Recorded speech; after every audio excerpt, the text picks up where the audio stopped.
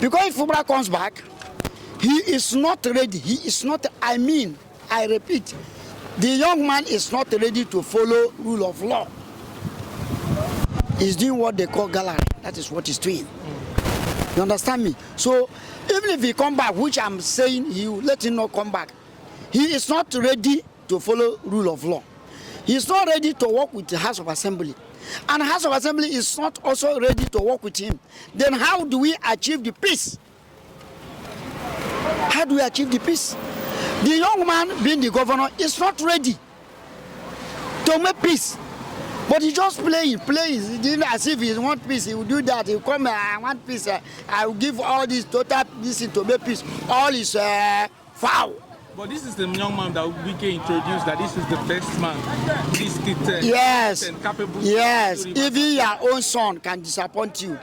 If Wike knew that this is how Fubara will behave. Because those purported LG, local government head of whatever, are psychophants. They will be given direct report to the suspended governor instead of giving to the sole administrator direct. So he needs to put people in order to achieve his main objective of coming to Rivers State to restore peace and order. And he has told Nigerians that he will pay the salaries of civil servants because he does not have powers to withhold their salary. Since the CBN has released the allocations of Rivers, is he going to go away with the money? No. I say the suspension that Mr. President suspended the governor being Fubara and the House of Assembly. Why I say so is because without this suspension the president gave to all of them, there will be no peace. Even if Fubara comes back, which I am still standing saying that Fubara and other people should not come back. For peace to continue in Rivers State, not come back, the House of Assembly all of them should stay. Okay. For peace to reign, all of them should stay. Because if Fubara comes back, he is not ready. He is not, I repeat, the young man is not ready to follow rule of law. He's doing what they call gallery. That is what he's doing. You understand me? So even if he come back, which I'm saying he will let him not come back, he is not ready to follow rule of law.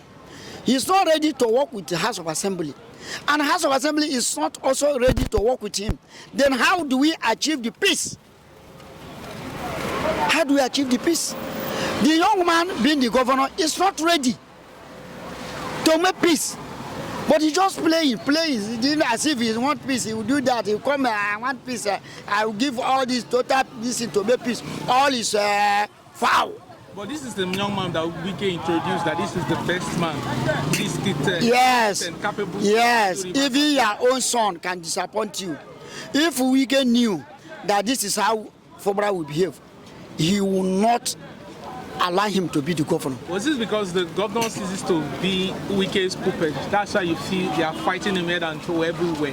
There's opposition everywhere. There's adversary for governor. Whom are they fighting? Make his governor similar to Fubara. No. Rep Wike's, should I say Wike's cabinet? They are Wike's. We call them pro Wike lawmaker. So since you see, there's a lot of mistakes which people are making. House of Reps, Wike is not a member of House of Reps. Wike is not a member of Senate House. He is not also a member of House of Assembly in the state. But the people that are supporting him that are the people that knew what they call rule of law, because Wike is a lawyer. He knew what is called law, and he do obey law. That is why those people that are supporting him are the people that knew rule of law. That was why they are supporting him. They are not supporting him that Wike is doing bad, because the young man is a lawyer. He's a barrister. He knows law. That's why those people, whether senators, some House of Rep members, some House of Assemblies are supporting him. Not all. There's nothing will make that everybody will support him. But I want to tell you, as we are here, that what Wike is doing is for the benefit of the state, entire states. Because if we follow the way the young man is ruling the state, my good brothers, it will not work. It will not go well. Peace in Rivers State prior to now. No. The peace in Rivers State now is better than that one as of that time that Fubara is on seat. Why? Because you see, we have 3 arms of government, 3 of us. True. He has killed one, so the government will not continue. The government will just work when the 3 arms are working. He has killed one. He did not kill one. He was working with few members. No. He can't work with few members. How can 27, 3 work against 27? Is it possible? How come? Rivers State not too big for 3 persons to pass budget in the state? 3 persons. Oh, you want to tell me that 3 persons, they knew something more than 27 people? Don't you know that they said 2 good heads are better than 1 good head? So I am standing here to tell you that the 27 lawmakers are the people that are obeying the rule of law. They are following the law. That was why you see them, that 27 lawmakers, you see them come on their own. The other 3 persons that are, those ones are betrayed, they just want money. They knew what they're doing because they are collecting the money. It's just like what Ugochire is doing. He will leave what is happening in his own state. He will come and begin to talk blah, blah, blah, blah, blah. After talking, Fubara will give him money. Are you saying the Ugochire and those people who support Governor Fubara are the one that led him to the chaos? That is, Ugochire is number 1 person and other people because he has left his duty in House of Rape. He has left his duty in House of Rape and come to Rivers State and begin to talk Ugochire don't have any hand, any reason. Even when Fubara was voted in, Ugochire is not, you don't know him. He's coming here, he's an Igbo man. What you need is where you... Then you have to hold the federal government accountable. So what happened in Rivers State, I think Rivers State has been peaceful. In as much as we are hearing of blowing of pipeline, which NMPC came up the other time to debunk the claim. So what we are seeing here is where the federal arm of government want to take Rivers State because it is the treasure base of the nation. This is where the oil is coming from and this is where the money is coming from. So you see the federal government has a lot of thing with Rivers State. You can remember in the last election, the result of Rivers State was given to his favor. So all these things, and the 2027 is also approaching. We know is their political tactics to remain in power. So it's to win Rivers back. That is what you are seeing, because you can't tell me a minister that is being appointed by the federal arm who wield so much influence and power to dictate what happened in Rivers State at this time. So when you see all this thing happening, and if you hear or you listen to the broadcast of the president, the very day he declared state of emergency in Rivers State, he never made mention of Wike, he never cautioned him, he never talked anything against him. For you to understand that an elected governor will be, suspended by the state government state arm because they felt he is quiet, he is a Democrat. It has to happen during the weekend time. He wouldn't take this mess. You know that because the governor has the power, the jurisdiction to govern his state. But this very governor, I think, wanted peace. He doesn't want a fracas. He doesn't want echoes in the state, and that is why he has been peaceful. You could remember when the president, the Supreme Court, ordered him to go and implement the outcome of the Supreme Court judgment. You saw his input. You saw his desire, to meet with the State House Assembly, to submit the budget. But all these things he was doing, they were trying to frustrate his effort, and that they have done. But let me tell you something, if I am the army, I will seize this very opportunity to take over Nigeria, because democracy is not working in Nigeria and it will never work. You see the problem we have with the judiciary that ought to be the hope of the common man. You see how decimated it has become. It has become a playground where people go and buy justice with money, buy justice with power, buy justice with favor. So this is what we are saying. So if you are a poor man or a common man in Nigeria, that hope you have is being dashed to the mall. So I'm telling every Nigeria that the judiciary is the problem we have, because the people in power have succeeded in building mansions for them, buying cars, buying luxury for them, and because of this they have been influenced. You see the kind of kangaroo judgments that is coming from our judicial, from our courts these days. You begin to ask which way Nigeria, because foreign investors with their this thing will not ever come to invest in Nigeria. There is no somebody with his reasonable senses that will want to invest in Nigeria where there is no court that is working. The court is in shambles.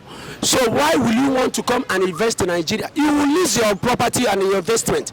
So that is what we have seen. You made mention earlier that the army should come and take over. Yes. Do you feel the army also are compromised, just like the judicial system of Nigeria? Yes, but I think there is still some kind of level of trust within the army. You understand? Before